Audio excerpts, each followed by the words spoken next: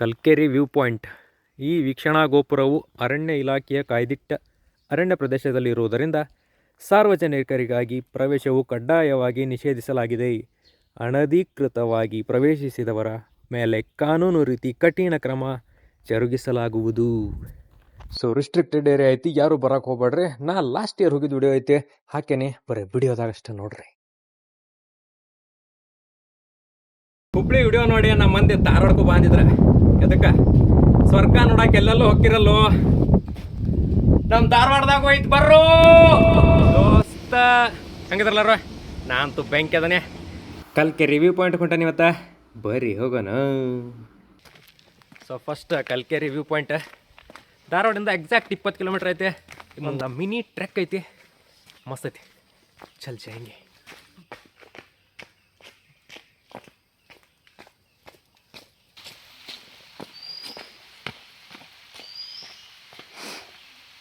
ಇದಕ್ಕೆ forest beauty ಅಂತಾರ ನೋಡಿ. ಒಳಗೆ ಹೋದಂಗೆ ರಾಡ್ ಜಾಸ್ತಿ ಆಗತೈತಿ, ಮಳೆ ಜೋರಾಗತ್ತೋ, ಹೋದಂಗೆ ಫುಲ್ ಅಪ್ ಬರತೈತಿ. ಮಳೆಯೋ ನಿಂದ್ರು ಹೆಚ್ಚು ಕಡಿಮೆ 1 ರಿಂದ 2 ಕಿಲೋಮೀಟ್ರ್ ಆಕೈತನ ಆ ಥರ. ಅಲ್ಲಿ ಹೋಗಿಂದ ಗೊತ್ತೈತಿ ಎಷ್ಟು ದೂರ ಐತಿ ಅಂತ. ಮಳೆ ಜೋರಾಗತೈತಿ, ವ್ಯೂ ಅಂತೂ ಅನಾಹುತೈತಿ, ಮಸ್ತ್ ಫೀಲ್ ಬರತೈತಿ. ರಾಡಿ ಮಳೆ ಐತಿ ಮಾರೇ.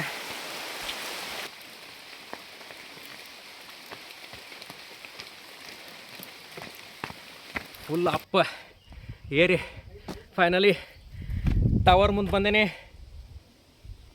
ಅಲ್ಲಿ ಮ್ಯಾಲೆ ಹೋಗ್ಬೇಕೀಗ. ಚಲ್ ಜಾಯಂಗೆ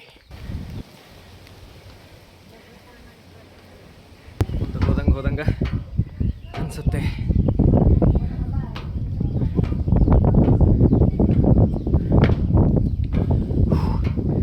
ಹುಷಾರ್ ಬರ್ರಿ, ಕೆಳಗೆ ನೋಡಬೇಡ್ರಿ. ಕೆಳಗೆ ನೋಡಿದ್ರಂದ್ರೆ ಕೆಳಗೆ ಹೋಗ್ತೀರಿ.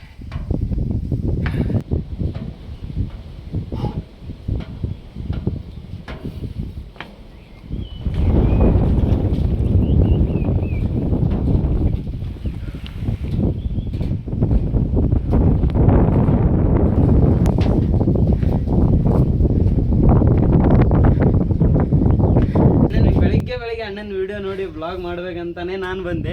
ಅಣ್ಣನೇ ಸಿಕ್ಬಿಟ್ರು ಇಲ್ಲಿ ಕಲ್ಕೆರೆಯಲ್ಲಿ. Thank you bro. Thanks bro.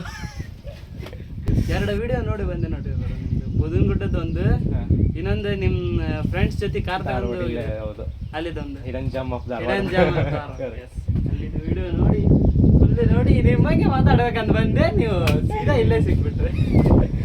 ಧಾರವಾಡದಾಗ ಇಂಥ ವ್ಯೂವ OMG ತೋರಿಸ್ತಂತಾಡ್ರ ಮಾತಾಡತ್ತೀನಿ.